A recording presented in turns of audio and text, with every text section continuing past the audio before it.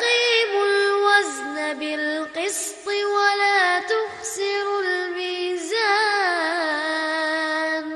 والأرض وضعها للأنام فيها فاكهة والنخل